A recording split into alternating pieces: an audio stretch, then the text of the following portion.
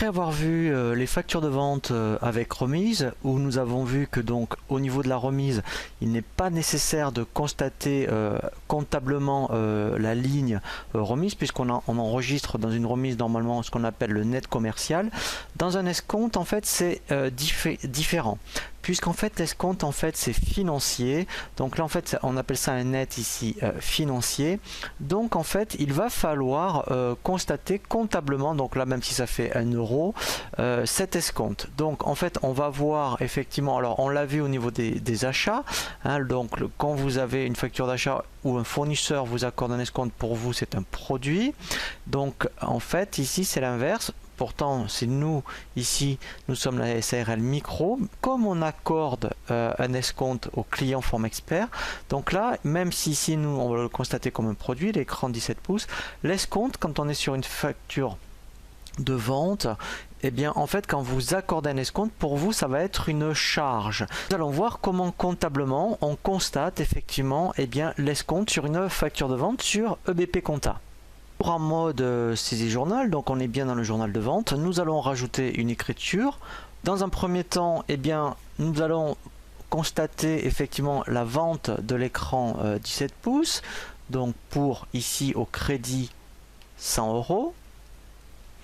Et ensuite, en fait, eh bien, on va constater l'escompte. Donc là, comme c'est une charge, en fait, eh bien, pour vous, en fait, ça va être ce qu'on appelle un escompte accordé.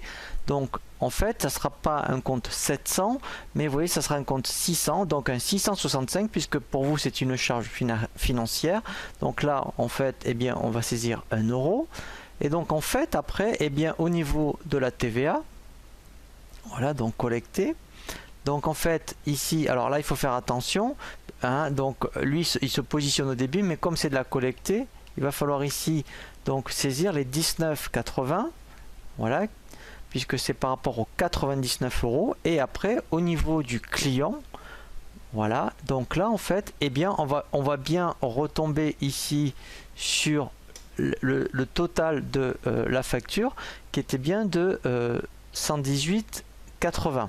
Voilà, donc là vous voyez, si on regarde bien la facture, eh bien vous voyez, on retombe bien sur 118,80. Voilà, donc en fait, hein, ce qu'il faut retenir sur les factures avec des escomptes, quand vous êtes sur une facture de vente que vous accordez un escompte à un client, eh bien pour vous c'est une charge. Donc en fait, les 1 euro, vous voyez, il faudra bien le mettre dans le compte 665.